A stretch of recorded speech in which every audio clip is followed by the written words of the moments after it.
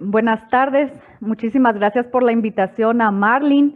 Eh, Realmente es importante para mí, ¿verdad? Poder estar presentando esta charla, ya que es nuestro primer trabajo, digamos, ¿verdad?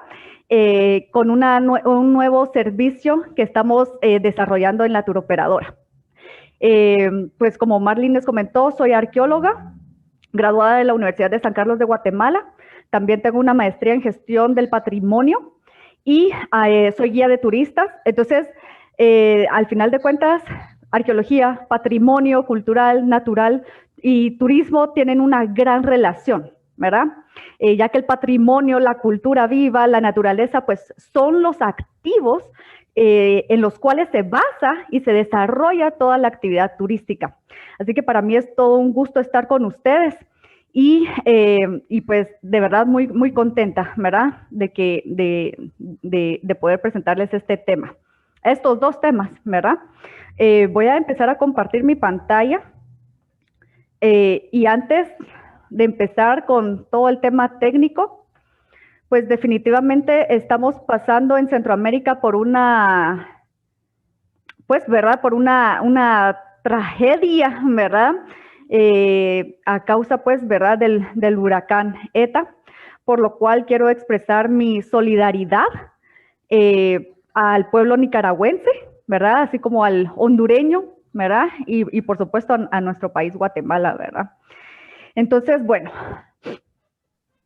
esta nueva línea o este nuevo servicio que estamos desarrollando en la turoperadora es de consultorías, ¿verdad? Consultorías es una cuestión de gestión y de educación en temas de turismo con un enfoque hacia lo comunitario y lo sostenible. Entonces, de esa cuenta, pues hoy les estamos presentando este taller que se denomina de objeto arqueológico a producto turístico, ¿sí?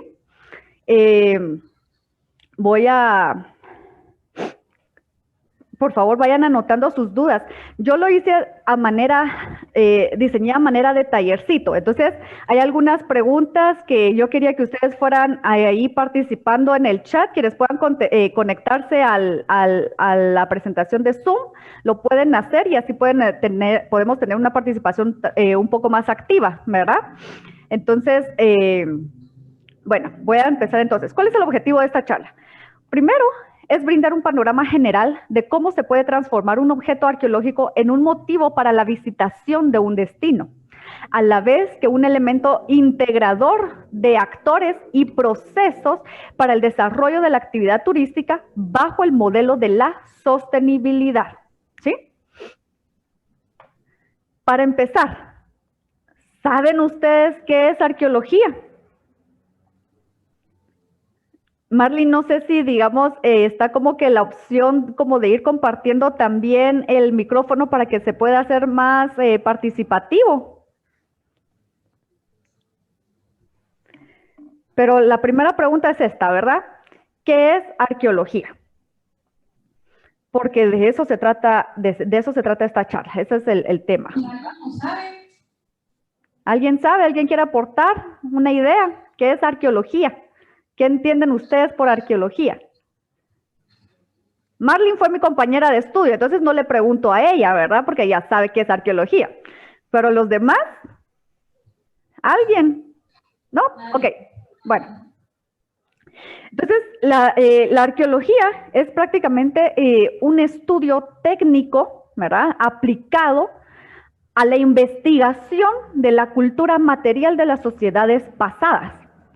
Esa cultura material está representada por distintos tipos de objetos y no me refiero, por ejemplo, a un objeto solo como, por ejemplo, un teléfono, una piedra, un pachón. No, un objeto arqueológico, el concepto es mucho más amplio. Y entonces podemos entender que el objeto arqueológico puede ser un objeto de cerámica, algo de lítica o hecho de piedra, de cualquier tipo de piedra, ¿verdad? O mineral, restos óseos, es decir, huesos, ¿verdad? Ya sea humanos, animales, restos malacológicos. Malacológicos es todo lo que tiene que ver con material marino, ¿verdad? Conchas, ¿verdad? crustáceos, etcétera. Esculturas talladas en piedra, principalmente, cuevas que hayan tenido alguna ocupación.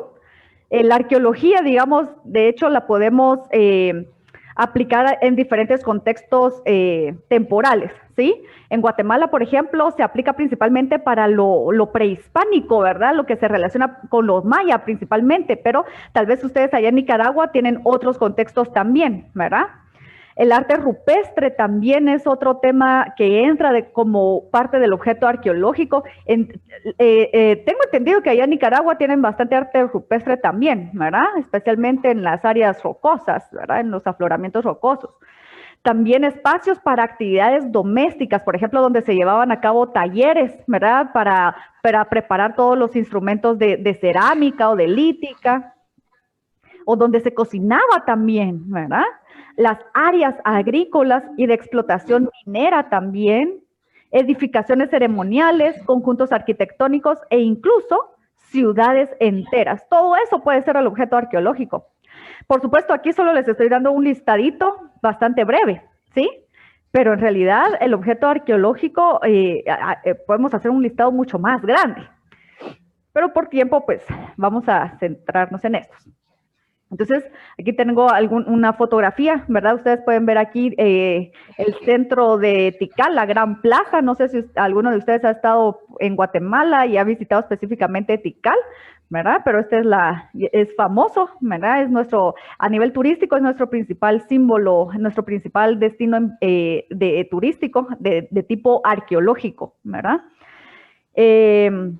Tenemos más de 300,000 visitantes al año en Tikal, es un buen dato, ¿verdad?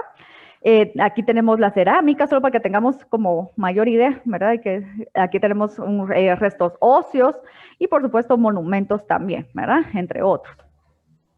Ahora bien, la arqueología no se trata solo de identificar al tipo de objeto arqueológico, sino también de determinar cuál va a ser el proceso para estudiar ese objeto y obtener información acerca de la sociedad que utilizó ese objeto, ¿sí?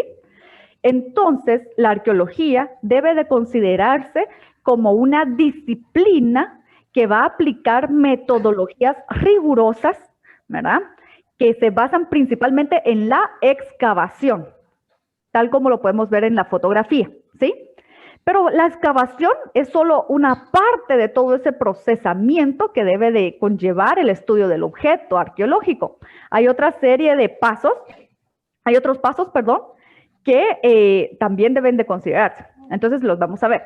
En el caso de la investigación de campo, se enfoca en la excavación, pero además de esa excavación, el arqueólogo debe de realizar toda una documentación de lo que se está excavando.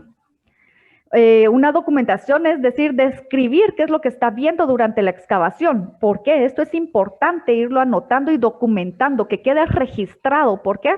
Porque nunca más lo vamos a volver a encontrar en el mismo lugar, aunque nosotros lo volvamos a enterrar ese pozo, esa excavación que nosotros hayamos hecho, o sea, ya vamos a haber alterado ese contexto.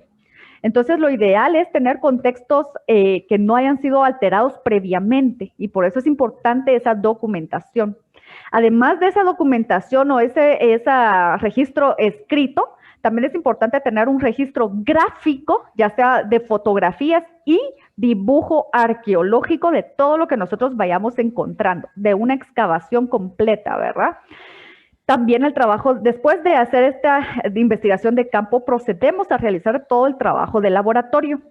El trabajo de laboratorio también va a consistir en una documentación escrita y en un registro gráfico de esos materiales que hayamos encontrado en la excavación. Esos materiales principalmente es cerámica y de hecho la cerámica es lo que nos ayuda a los arqueólogos a determinar la temporalidad de un lugar, ¿verdad? Es decir, a qué fecha corresponde la ocupación de ese lugar, ¿sí? Es bien importante. Entonces, cuando carecemos de cerámica, para el arqueólogo hay un vacío allí, ¿verdad? Es difícil determinar la ocupación de un área si no contamos con cerámica. ¿Por qué? Porque, digamos, la cerámica es como que la metodología más económica para poder determinar esa información. En cambio, por ejemplo, no siempre se van a encontrar muestras de carbono, ¿verdad? Para poder hacer todos los estudios, ahí sí que microscópicos, ¿verdad? Y especializados al respecto. Además de que, por ejemplo, en el caso de Guatemala, no sé cómo funciona en Nicaragua, pero digamos, por ejemplo, aquí en Guatemala no tenemos acceso a ese tipo de laboratorios. Todos esos análisis se tienen que mandar a hacer afuera, entonces es carísimo y entonces para los proyectos arqueológicos eso es algo que no se pueden... no hay dinero suficiente para poder hacer todo ese muestreo, ¿verdad? Bueno, también tenemos el proceso de conservación. Muchos asociamos la conservación, por ejemplo, con mantener un lugar, ¿verdad? Conservar es mantener un lugar, ¿sí? Pero en este caso, cuando lo hablamos desde el punto de vista arqueológico y patrimonial, la conservación va a hacer referencia a a un conjunto de técnicas que van aplicadas al objeto arqueológico, sea una vasija de cerámica o sea un edificio, un edificio entero, ¿verdad? Que van a permitir su conservación a largo plazo, ¿sí? En muchos casos se está evitando el uso de la restauración como tal. Más bien se aplica, en el caso guatemalteco también, repito, ¿verdad? Se aplica mucho la consolidación en lugar de la restauración, porque la restauración en determinado punto del proceso se vuelve una técnica de reconstrucción del elemento, cuando no se pretende eso, ¿verdad? Porque no existe esa información. Y por supuesto, la conservación la podemos hacer, como les digo, ya sea en un edificio, que es precisamente in situ o en campo, en el laboratorio cuando se trata de piezas portátiles, y todo esto, al final de cuentas, como les digo, lleva a un objetivo específico que es la preservación. La preservación es precisamente mantener a largo plazo ese objeto arqueológico, ese patrimonio, y en el cual no se va a limitar, por ejemplo, a técnicas de conservación, sino también a estrategias de valorización o puesta en valor, ¿sí? Entonces, bueno, aquí tengo algunas fotografías de una excavación, del mapeo que debe de realizarse de las ciudades arqueológicas, del dibujo, ¿verdad? Que se realiza también. A veces dicen, ¿y piedra por piedra dibujan? Sí, piedra por piedra hay que dibujar, ¿verdad? También aquí les presento el caso de la restauración, ¿verdad? De la Torre de Palenque, que es una ciudad maya allá en México. No sé si la han escuchado ustedes, pero esta es la fotografía original y esto es como lo podemos ver hoy en día, ¿verdad? Entonces, ese es todo lo que se relaciona con el proceso de conservación. Y pues aquí estamos en un laboratorio, ¿verdad? Haciendo un análisis, ¿verdad? De ese material cerámico, que pueden ser piececitas de este tamaño hasta piezas de este tamaño y piezas completas, ¿verdad? No solo fragmentos. Ahora bien, después de todo esto, ¿qué? ¿Cuál creen ustedes que es el siguiente paso de todo este proceso técnico? ¿Será que es suficiente con investigar y hacer toda esta investigación? ¿Qué pasa con esa información? Entonces, bueno, este es el esquema ideal para la gestión del patrimonio cultural. Hacer una investigación, que es todo lo que acabo de explicar, pero también esta investigación tiene que estar acompañada de dos pasos más. La divulgación, que es la puesta en valor de diferentes maneras. ¿Para qué? Para llegar a la meta final, que es la preservación. Nadie puede cuidar algo, nadie puede preservar algo si no lo conoce, si no le da la importancia que tiene, ¿sí? No podemos decir que algo nos importa si no lo conocemos, ¿sí? Entonces, por eso es bien importante este tema de la divulgación o la difusión, ¿sí? Entonces, bueno, la puesta en valor del objeto se puede desarrollar de estas maneras. Una divulgación al público. no solamente al público especializado, es decir, a otros colegas arqueólogos, epigrafistas, arquitectos, arqueoastrónomos, ¿verdad? No. La información tiene que salir de ese círculo científico y pasar a un gran plano, a un plano mayor que es el público en general. Es decir, personas que no están relacionadas con la arqueología, ¿sí? ¿Por qué? Porque al final de cuentas, este elemento de la preservación no solo depende de los arqueólogos, depende de todas las personas que viven alrededor, por ejemplo, de un sitio arqueológico. Depende de la persona que visita el sitio arqueológico. Y si nosotros no les hemos dado la información necesaria para la valoración del mismo, entonces no podemos esperar que lo respeten y lo preserven, ¿sí? Entonces, otras maneras también, ¿verdad?, de esa divulgación es a través de eventos, por ejemplo, a través de conferencias, congresos para el público en general. Aquí en Guatemala, por ejemplo, tenemos varias instituciones que hacen una gran labor llegando al público general, precisamente. Y tienen muchos seguidores, ¿verdad? Especialmente en este contexto de la pandemia, del COVID, definitivamente la virtualidad ha sido una herramienta clave para que más gente acceda a este conocimiento. También a través de publicaciones, pero no solamente las publicaciones técnicas, ¿verdad? Bueno, no solo presentar el informe de la temporada o el informe de la excavación, no, sino una publicación que sea comprensible para el público. Y por supuesto, la habilitación al público. Habilitar el objeto arqueológico al público implica dos cosas en específico. Abrir el espacio como un parque arqueológico, como Tikal, por ejemplo, o que las piezas de cerámica, lítica y esas piezas portátiles puedan ser exhibidas o expuestas al público en un museo o una pequeña sala de exhibición, ¿sí? Esas son algunas formas. Por supuesto hay otro montón, pero digamos aquí estoy haciendo como un énfasis en las principales, ¿verdad? Entonces, sin embargo, esto no significa que como ya lo habilitamos al público, va a ser apto como un producto turístico.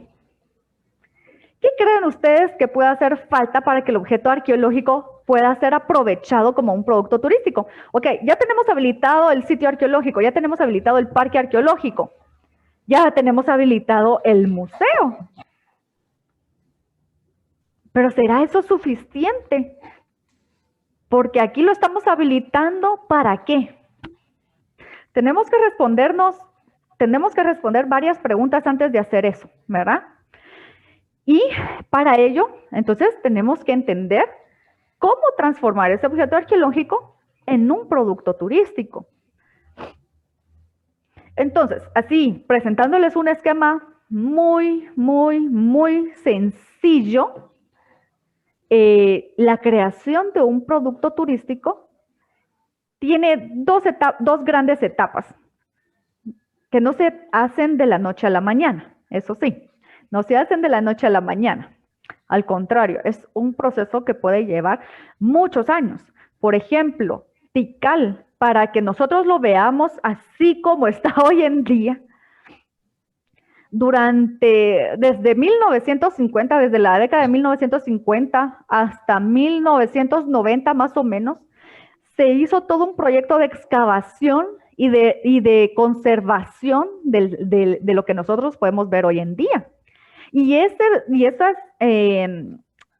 Esta investigación y esa conservación aún hoy en día se sigue efectuando, ¿verdad? Porque no podemos solo excavar el objeto o la pirámide y dejarla ahí a la mano de Dios, ¿verdad? No se puede. Si no existe un programa de conservación, entonces lo que se hace es cerrar, ¿verdad? Volver a enterrar eso que estamos excavando.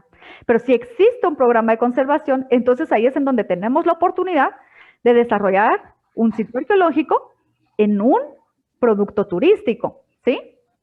Entonces, este proceso inicia identificando ¿Cuáles son esos atractivos turísticos? Entiendo que ustedes están estudiando la carrera de turismo y hotelería, ¿verdad? Entonces, esta pregunta sí quiero que por favor me la responda alguien. ¿Qué es un atractivo turístico?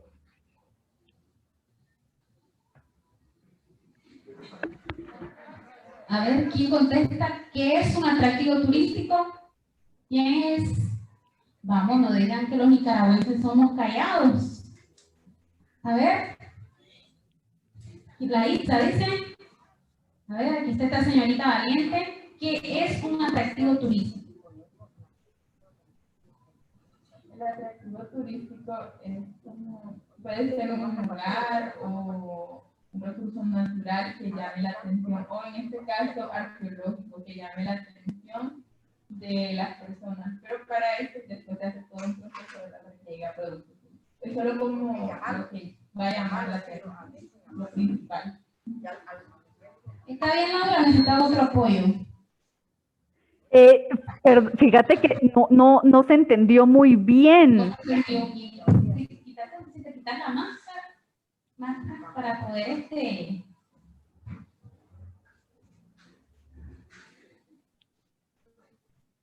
El atractivo turístico Ahora sí. puede ser un recurso natural, un lugar o en este caso algo arqueológico que llame la atención, pero que todavía no está desarrollado para que llegue a ser producto.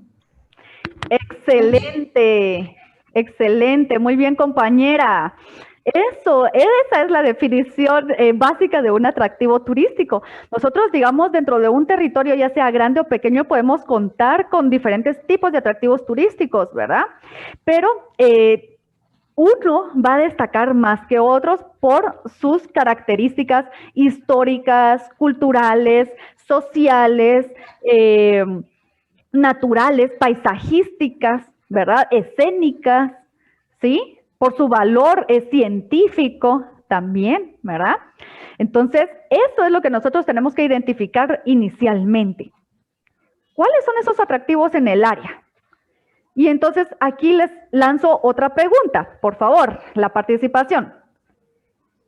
¿Cuál dirían ustedes que son sus 3 principales atractivos turísticos en el área de tipo arqueológico ahí en su territorio? 3 atractivos turísticos. El parque de Piedra Pintada. ¿Cómo dijeron? Un atractivo turístico, ¿cómo? El parque de Piedra Pintada. ¿Ella quiere escuchar cuál? Están con miedo estos niños. Que le repitan la pregunta, dice, por favor. Ok. ¿Cuáles consideran ustedes que serían sus 3 principales atractivos turísticos de carácter arqueológico?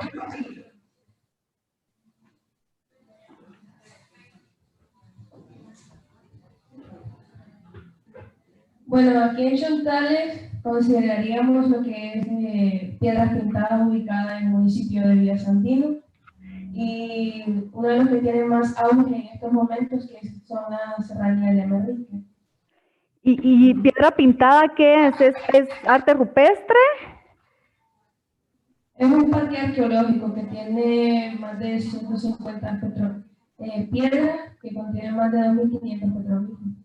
¡Wow! ¡Qué impresionante!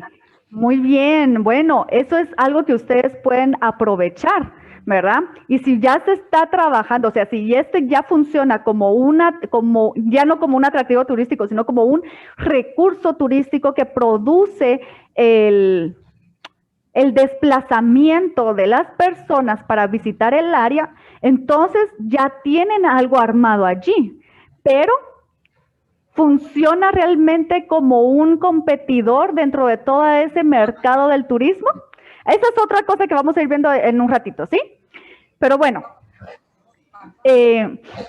dentro de todo este proceso que les quería explicar, ¿verdad? De la creación de un producto turístico, pues tenemos que primero tenemos que identificar eso del atractivo turístico, pero además, este atractivo para que pueda ser Lo voy a poner de esta manera, ¿sí? Consumido, ¿verdad? O utilizado para el turismo, tiene que tener otros dos elementos importantes. La infraestructura y la supraestructura turística. ¿Saben ustedes cuál es la diferencia entre estos dos elementos, la infraestructura y la supraestructura? ¿Saben sí o no? ¿Algunos saben la infraestructura o la supraestructura? ¿Sí es? Sí, así es. No, creo que no, mejor explicamos. Ok, va. Fíjense pues, la infraestructura la vamos a entender como todos esos elementos que nos permiten desarrollar el turismo en un lugar. Por ejemplo, que nos permiten el desplazamiento. En ese caso serían las carreteras, todo el sistema vial, ¿verdad? Otro elemento que nos puede permitir desarrollar turismo en un área es también, por ejemplo, la existencia de los servicios básicos, agua, luz, señal telefónica, red de internet, ¿verdad? Red de conectividad. Drenajes, algo tan básico como drenajes en el área, por ejemplo, si se trata de un pueblo, ¿verdad? O incluso en un sitio arqueológico, ¿verdad? También. Todos esos elementos básicos que sirven para la ciudadanía. Pero el turista lo puede utilizar también. Otro, la supraestructura, en este caso, va a estar formada por todos esos actores que forman parte de del sistema de gobernanza del área, ¿sí? Entonces, por ejemplo, aquí en Guatemala manejamos diferentes niveles pues, ¿verdad? Diferentes niveles de organización dentro de una comunidad, dentro de una sociedad, como puede ser en una comunidad el COCODE, que es el Consejo de Desarrollo, el Consejo Comunitario de Desarrollo, que está representando a las comunidades, pero que es diferente, por ejemplo, a la alcaldía como tal, ¿verdad? Pero la alcaldía también va a ser parte de esa superestructura. Otro va a ser la organización gubernamental en sí misma. También eso es parte de la supraestructura turística, ¿sí? El INGUAT, o en su caso, por ejemplo, el instituto que regula la actividad turística en Nicaragua, también va a formar parte de esa supraestructura turística. ¿Por qué? ¿Por qué los estoy mencionando? Porque a fin de cuentas el desarrollo turístico debe de generarse de manera integrada y coordinada, ¿sí? Entonces, todos estos actores forman parte de esa superestructura turística. Entonces, cuando tenemos infraestructura, tenemos el atractivo turístico con toda la planta turística ya desarrollada también, y la superestructura turística coordinada, entonces ahí ya podemos decir que contamos con un recurso turístico que nos va a permitir desarrollar un destino turístico. El recurso turístico es con lo que vamos a realizar la actividad turística, pero el destino turístico es el lugar al cual va a llegar las personas, ¿sí? Los visitantes. Entonces, en la segunda etapa, o sea, esta primera etapa, si ustedes se dan cuenta, es de lo más complicado. Organizar desde cero todo este desarrollo es complicado, es complejo, ¿verdad? No imposible, pero sí es complejo. Y sí se necesita involucrar muchos actores y elementos, ¿verdad? Dentro del mismo para que quede como un producto turístico adecuado. En la segunda etapa, ya que hemos hecho todo esto, entonces nos toca específicamente desarrollar la oferta turística. Es decir, ya tenemos nuestros recursos, ya sabemos que este puede ser un destino turístico, pero nunca va a ser un producto turístico si ese destino turístico no es promocionado, ¿sí? Aquí es en donde entra todo el tema del marketing, la promoción y la comercialización del producto, darlo a conocer a los potenciales clientes. Si yo vengo y yo desarrollo todo un sitio arqueológico y tiene toda su infraestructura, su planta turística, estamos re bien con las comunidades, están involucradas porque ellos son los guías y son los cuidadores, etcétera. Pero si nunca le doy publicidad al sitio, pues nunca va a llegar nadie, ¿verdad? Nunca va a llegar nadie. Entonces, la idea de esta segunda etapa es desarrollar el sitio arqueológico, pero desde el punto de vista comercial, pues, ¿verdad? Comercial, para que pueda integrar precisamente la oferta turística. La oferta turística va a estar integrada no solamente por los atractivos turísticos o los recursos turísticos, sino también, por ejemplo, un hotel puede ser el mismo atractivo turístico, ¿sí? Entonces, la oferta turística va a depender también de la demanda. Y dentro de todo este sistema, la demanda está representada ¿por quién?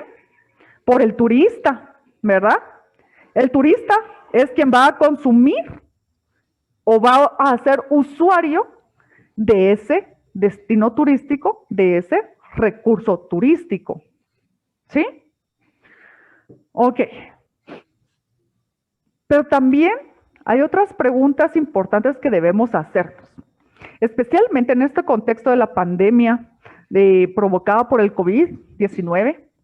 Nos dimos cuenta a nivel mundial que el turismo no puede seguir desarrollándose de la manera en que se hacía. La masificación de muchos destinos turísticos provocó la degradación del entorno natural, provocó la alteración del patrimonio cultural, provocó la alteración también del estilo de vida local. Por ejemplo, cuando hablo de masificación, les voy a poner el ejemplo de lo que sucedió en Venecia. No sé si ustedes han escuchado el caso de Venecia. Aquí lo que sucedió fue que, mientras que en Venecia habían 54,000 habitantes, cada día Venecia recibía hasta 75,000 visitantes. ¿Sí? Los venecianos empezaron a quejarse, ya no querían ese tipo de turismo allí. ¿Sí? Y miren en esta otra fotografía. ¿Alguien sabe qué lugar es este? ¿Qué atractivo turístico, qué destino turístico es este? Es famoso. Es de una de las... Y aquí un muchacho dijo un nombre, no sé si es ese. ¿Cuál es, niño? No se escucha. Grecia. ¿Cómo? Es Grecia. Muy bien, o sea, el país, o sea, este atractivo turístico está en Grecia, ¿verdad? Pero esta es Atenas, ¿sí? Entonces, fíjense qué pasa aquí. No cabe ni un alma en el parque, ¿verdad ustedes? Y además, el gobierno local lo que hizo también fue destruir una parte, el gobierno local y la administración del parque se pusieron de acuerdo para agregar una rampa de cemento en el área de las gradas para crear esa accesibilidad. Eso no va con un turismo sostenible, ¿sí? Eso no va con un turismo sostenible, no es parte del modelo de la sostenibilidad. Entonces, ¿por qué vamos a desarrollar un destino turístico? ¿Para qué lo vamos a desarrollar y cómo lo vamos a desarrollar? Esas son preguntas importantes que nos tenemos que hacer antes de empezar a desarrollar el destino, ¿sí? ¿Queremos que esté masificado? ¿Queremos que se degrade? ¿Qué es lo que queremos que suceda allí? ¿Verdad? Y entonces, aquí va otra preguntita, ¿verdad? Tenemos que decidir el tipo de producto turístico que deseamos desarrollar. Entonces, como un mero ejercicio, ¿verdad? Háganme favor. Cada quien, o en grupos como quieran, ¿verdad?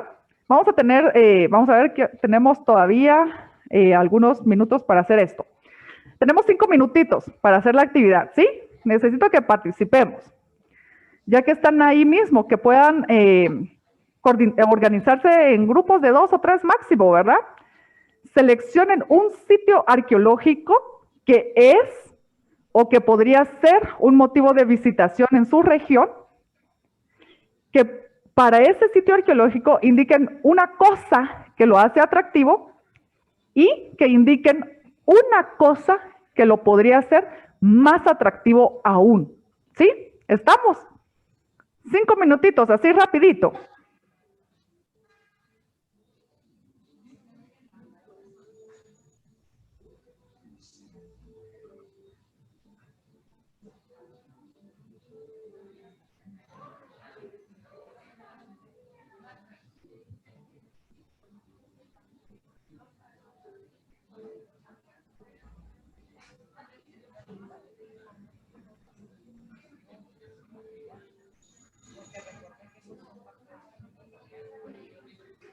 Lo están trabajando, Laura, lo están trabajando. Ok.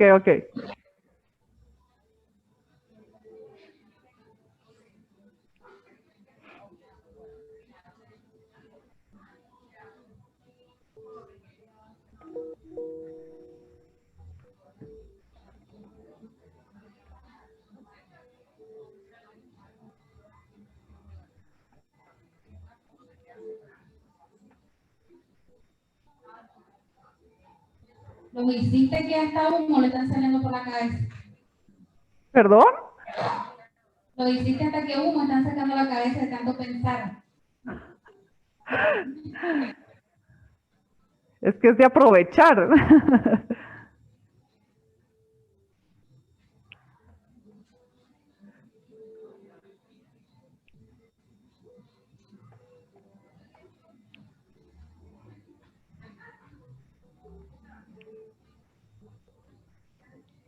Ya lo tienen ese grupo. No.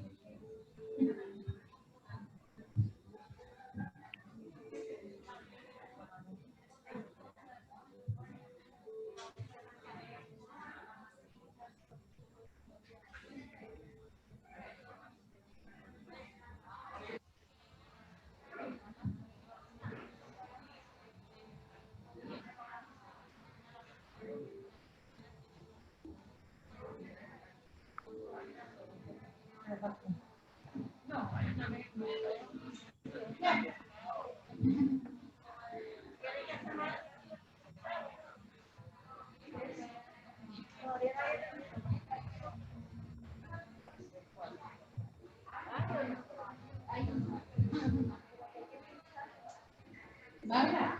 ¿Sí? ¿Ya? Yo creo que esta semana no nos fuimos. Porque dijiste el sueño.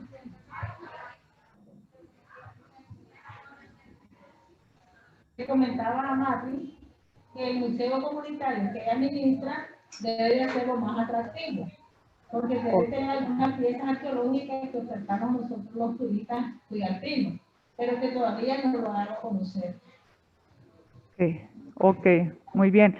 Sí, es importante de identificar que los museos pueden ser muy atractivos, ¿verdad? De hecho, tal vez aquí en Latinoamérica en general no se ha logrado eso, más que en México, tal vez, ¿verdad? Y en Colombia, ¿verdad? Con el Museo del Oro. Y México con el caso del Museo Nacional de Antropología. Pero a nivel mundial, ustedes saben que, digamos, los museos son visitados hasta por más de ¿qué les puedo decir yo? El Museo del Louvre, por ejemplo, es el museo más visitado de todo el mundo y tiene puede llegar hasta recibir hasta 10 millones de visitantes al año. Y pónganse, todas esas visitas generan un ingreso económico increíble para la manutención del museo, ¿verdad? Para toda su sostenibilidad económica, ¿sí? Entonces, hemos dejado un poco de lado los museos en Latinoamérica, pero sí son importantes y especialmente cuando se trata de un museo comunitario. ¿Por qué? Porque es el que refleja la identidad del pueblo que habita en esa área, ¿verdad? Su historia, su pasado, su presente también, ¿verdad? Cuando se trata de museos etnológicos, ¿no? Entonces sí es interesante también los museos. Y bueno, sin embargo, pensemos también, bueno, no sé cuáles son sus respuestas, no sé si ya están listos los demás. Chicos, otro grupo que quiera opinar. Allá están levantando manos, permíteme.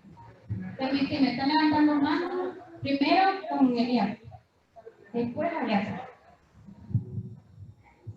Buenas tardes, mi nombre es Elías Cruz. Bueno, respecto a su consulta, usted dijo sitio arqueológico. El museo no cuenta con un sitio arqueológico.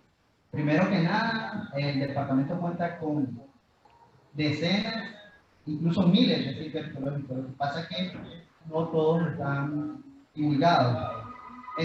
Cerca de la ciudad de Villalba tenemos varios sitios y entre este yo destaco el santuario indígena Aguabuena, ubicado a solo 5 kilómetros de la ciudad de Villalba, al lado este.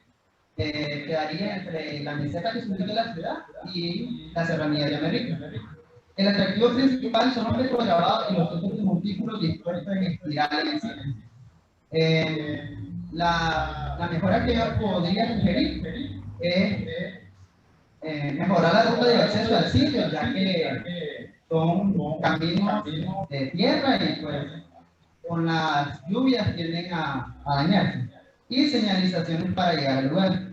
En el parque central de la ciudad se cuenta con un mapa de los sitios de relevancia que se encuentran en el departamento, pero creo yo que haría falta más realce de estos sitios. En el caso de instituciones como Intur, divulgan las georreferencias de estos sitios y hay un mapa incluso de todos estos lugares. En lo personal, yo me dedico a realizar exploraciones y también divulgación de carácter arqueológica e histórica mediante una página de Facebook llamada Tesoros Fruntaleños. Entonces comparto información acerca de arqueología y mineralogía. Ok. Muy bien, gracias por participar. Y usted mencionó algunos elementos clave. Por ejemplo, que está cerca, solo 5 kilómetros de distancia. Eso es un elemento a favor para desarrollarlo como un verdadero destino turístico, ¿sí? La cercanía es algo que puede favorecer no solamente el turismo local, sino también a alguien de afuera de la región que visita el área, ¿verdad? Entonces, sin embargo, también mencionó otro tema aquí, los caminos. Eso creo que es algo que padecemos en diferentes lugares. También aquí tenemos ese reto, ¿verdad? Sin embargo, para algunos lugares, por ejemplo, yo lo veo más que un reto, yo lo veo como algo, como parte del producto turístico. Le voy a comentar, por ejemplo, el camino mismo puede ser la aventura que busca el turista, que busca ese viajero, ¿sí? Por ejemplo, en Europa, Estados Unidos, viajar de la forma que se viaja en Latinoamérica, eso es a veces inconcebible, ¿verdad? Por ejemplo, me imagino que ustedes han escuchado que aquí en Guatemala esos chicken buses o esas camionetas de las extraurbanas, ¿verdad? Van así a grandes velocidades, ¿verdad? Y en las curvas y a la orilla de barrancos, etcétera, ¿sí? Pero eso al turista le gusta. Para el turista eso es emocionante porque él no lo concibe en sus países, eso no es posible, ¿verdad?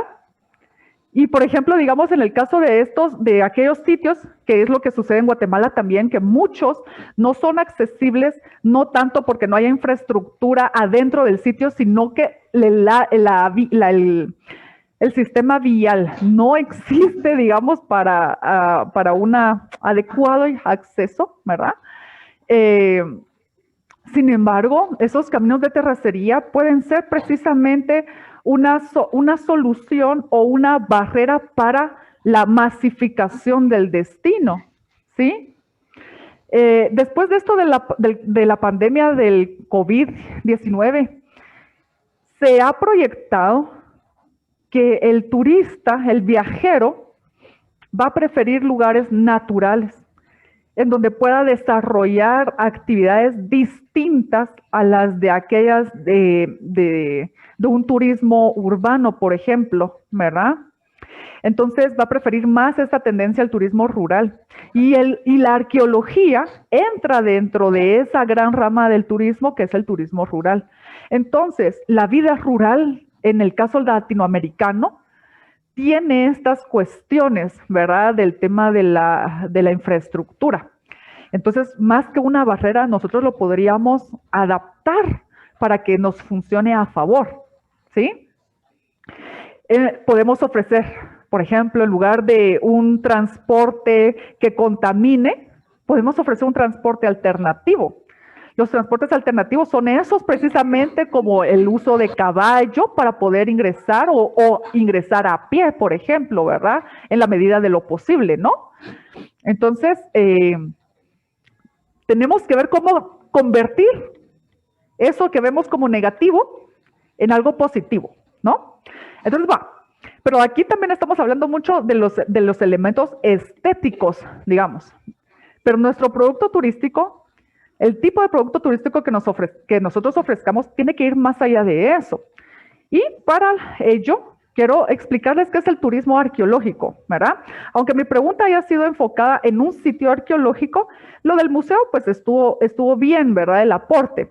Porque veamos qué implica el turismo arqueológico. Nos dice esta definición que es un tipo especializado del turismo cultural y rural en el cual la motivación principal de visita al destino turístico debe ser el disfrute de los bienes arqueológicos como el atractivo turístico primario o cuando el patrimonio arqueológico no sea el atractivo primario, pero que forme una parte importante del itinerario, ¿sí? Perdón, voy a conectar mi equipo, ahí estamos. Entonces, dentro de un itinerario turístico nosotros tenemos que incluir, por ejemplo, no Tikal, sino que debemos de incluir un sitio arqueológico, un museo o cualquier componente que implique de carácter arqueológico para que realmente funcione como una ruta temática o bien que se pueda englobar dentro del turismo arqueológico, ¿verdad? Pero si nosotros vamos a ofrecer un sitio arqueológico solo por su cuestión natural, pero no por la cuestión cultural, entonces ahí es en donde tenemos que ver bien qué tipo de producto es en realidad, ¿verdad? Entonces veamos, aquí ya con esto voy cerrando el tema, ¿verdad? Para llegar a entender todo este proceso de creación del producto turístico, hay todo un proceso que se conoce como planificación turística, planificación estratégica del turismo, ¿sí? Y entonces, esto implica los siguientes elementos, o los siguientes, digamos, podemos ponerlos también como pasos, si ustedes gustan, ¿verdad? Y tenemos que empezar por el relevamiento turístico.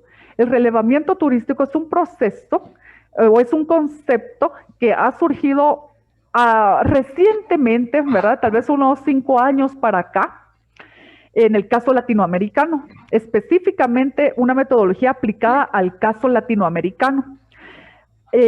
A raíz de la propuesta que hace SICATUR, que es una organización o un organismo de la Organización de los Estados Americanos, ¿verdad? Para desarrollar la actividad turística en Latinoamérica, ¿sí? O más bien para proponer metodologías para el desarrollo turístico de Latinoamérica. Entonces, el relevamiento turístico empieza por analizar el espacio turístico. Aquí es en donde tenemos que aplicar todo esto de la teoría del espacio de Robert Bouillon, por ejemplo, ¿verdad? Que es el autor más conocido acerca de estos temas, de la teoría del espacio turístico. Este análisis del espacio turístico implica que nosotros veamos, bueno, aquí, esta es nuestra región es Huigalpa, es la municipalidad, ¿no? Bueno, entonces en Huigalpa, ¿qué tenemos aquí? ¿qué tenemos? ¿Cuál es el fuerte de Huigalpa?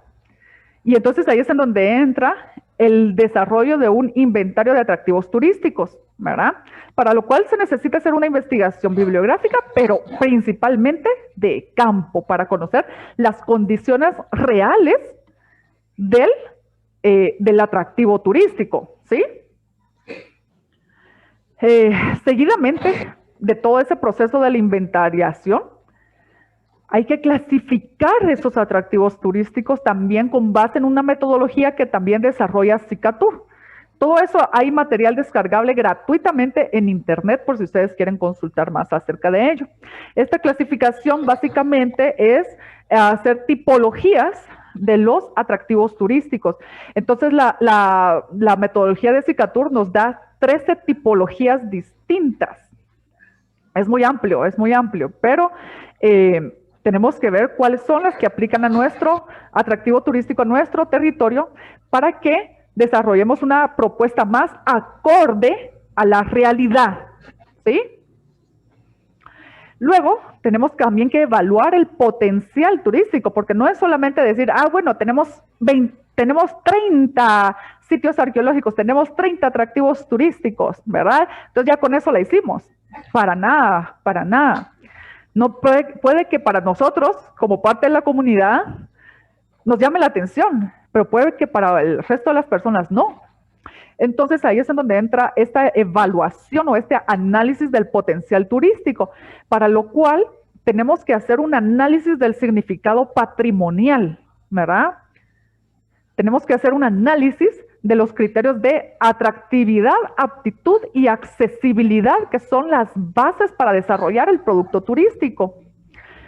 Tenemos que hacer una jerarquización de esos atractivos turísticos, es decir, determinar en una escala de importancia cuál va primero, cuál va después, cuál va de último, es decir, cuál es el que nos puede funcionar como emblema de nuestra región y cuál no, ¿verdad?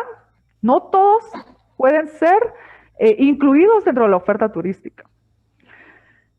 Tenemos que determinar la calidad de la infraestructura. Y si la calidad de la infraestructura no es precisamente la que nosotros deseamos, veamos cómo la podemos transformar, tal vez no en la parte de la ejecución como tal, por ejemplo, en el caso de las carreteras, ¿verdad? Nosotros no nos vamos a poner a construir una carretera para poder desarrollar un atractivo turístico, pues, ¿verdad? Como planificadores o consultores en turismo no es nuestro trabajo. Pero tenemos que analizar, como hablaba hace un ratito. Bueno, entonces no entra carro aquí, entonces, bueno, podemos ofrecer, la comunidad se puede aprovechar, digamos, ofrecer el servicio de caballo para transporte, ¿verdad? Entonces, entre otras formas, pues, ¿verdad? También la supraestructura, ¿cómo es cómo juega aquí cuál es, o más bien, cómo es el tema de la gobernanza en el territorio, ¿verdad? Están las comunidades aledañas a esos sitios arqueológicos, a ese museo arqueológico, a esos objetos arqueológicos en general, ¿están de acuerdo con el desarrollo de esto como sitio turístico? ¿Van a participar en la planificación del mismo? ¿Van a participar de la generación de beneficios de este sitio turístico? Eso es importante tomarlo en cuenta también. Y por supuesto, el análisis de la gestión administrativa, ¿verdad? ¿Quién está administrando el sitio turístico o el sitio arqueológico? Por ejemplo, si es el gobierno, bueno, entonces el gobierno está dispuesto a invertir, el gobierno está dispuesto a desarrollar este sitio. Si es de la iniciativa privada, bueno, si el sitio está en una iniciativa privada o el museo es de una iniciativa privada o es del sector privado, a ese sector le interesa desarrollar esto como sitio turístico, ¿le desea integrar a la comunidad en el mismo? Otras preguntas importantes de realizar. Después pasamos a perfilar la demanda turística. Para esto tenemos dos elementos. La segmentación del mercado turístico que se especifica en la demanda, pero también en la evaluación del mercado. Entonces, la segmentación del mercado turístico es bastante amplio, ¿verdad? Es un tema bastante amplio, bien bonito también, pero tenemos que identificar tres elementos básicos. ¿Cuál es la demanda actual? Si es que existe. ¿Cuál es la demanda potencial si le mejoramos esto, esto y aquello? pero también cuál es la demanda deseada o cuál es el perfil del visitante que nosotros deseamos que llegue a ese lugar. Y la evaluación del mercado, pues implica hacer un análisis de la competencia, es decir, qué otros sitios arqueológicos hay en la región y que se están promoviendo, ¿verdad? Y los precios, el tema de precios es importante también. Bueno, otra parte importante es el mapeo de los actores. Tenemos que mapear absolutamente a todos los actores que puedan ser beneficiarios directos, indirectos, aquellos que se opongan, ¿verdad? Aquellos que nos puedan apoyar económicamente, aquellos que nos puedan apoyar en cuanto a contactos e influencias, aquellos, o sea, tener todo ese tema bien definido, pero también aquí es importante tomar en cuenta la academia. Cómo desde la academia se puede aportar para desarrollar el proyecto turístico. Y aquí es importante decir que aunque seamos turismólogos, no somos todólogos, ¿sí? Es como un arqueólogo no necesariamente tiene que involucrarse en la planificación del destino turístico. ¿En qué sentido? Que el arqueólogo es arqueólogo, su trabajo es de campo y puede decir, bueno, miren, este tipo de infraestructura puede dañar esta pirámide o este tipo de iluminación no es buena para este objeto arqueológico, ¿sí? Pero de ninguna manera va a decir, ay no, aquí tienen que venir tal y tal tipo de turistas, porque ese no es su campo de especialidad, ¿verdad? No es su expertise. Ahí sí que es zapatero a tu zapato, ¿verdad? Y por supuesto, hacer un análisis de la sostenibilidad, pero no solo del análisis, no solo la sostenibilidad económica de que, ay, bueno, ¿cuánto dinero vamos a generar con este proyecto? No, sino también cuál va a ser el impacto ambiental, pero también cuál va a ser el impacto social y cultural, ¿sí? Entonces, bueno, esta es la charla que yo quería compartir con ustedes, es el tema que yo quería compartir con ustedes, que por supuesto da para más, ¿verdad? Pero teníamos poco tiempo ahí, entonces